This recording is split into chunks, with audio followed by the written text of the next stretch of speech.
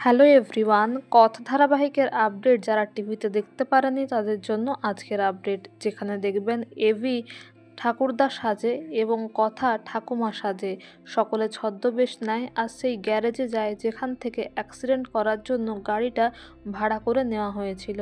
কথা বলে, আপনি নিশ্চিন্ত পাচকমশাই, এই দুটো লোকই সেই লোক। এভি নিশ্চিন্ত হয়ে যায় আর তাদেরকে ধরে ফেলে।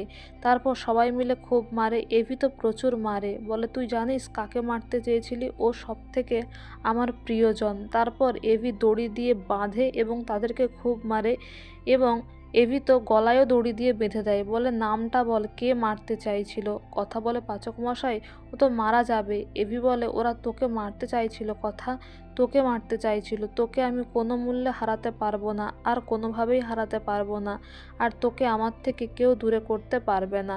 এদিকে পুলিশ ফোর্স এসে ওই দুটো লোককে থানায় নিয়ে গেলে বিনায়ক স্যারের ভয়ে তারা সত্যিটা স্বীকার করে নেয়। তারা বলে যে গাড়িটা তারাই অ্যাক্সিডেন্টের জন্য ভাড়া করেছিল এবং তার আগে মল্লিক ভাইদেরকে তারাই কিডন্যাপ করেছিল।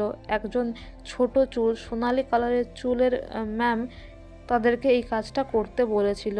কথা বলে, পাচকমশাই ওদের মনে হয় খুব মেরেছে। এভি বলে, তোর তো মায়ার শরীর, নিম হলুদ বাটা নিয়ে আয় গিয়ে। এদিকে মল্লিক ভাইদেরকে যেখানে কিডন্যাপ করে রাখা হয়েছিল সেখানে পুলিশ ফোর্স সমেত কায়দা কানুন তাদেরকে উদ্ধার করতে যায় এবং অফিসাররা গিয়ে সেই কিডন্যাপারদেরকে ধরেও নেয় আর মল্লিক ভাইদেরকে সেখান থেকে ছাড়িয়েও নিয়ে আসে। কিন্তু কিছু লোক এভিকে অ্যাটাক করলে এভির তো রুদ্রমূর্তি আপনারা দেখতে পারবেন। এভি খুবই মারে, খুব অ্যাকশন সিন হয় আজকের ধারাবাহিকে, মানে আজকের পর্বে।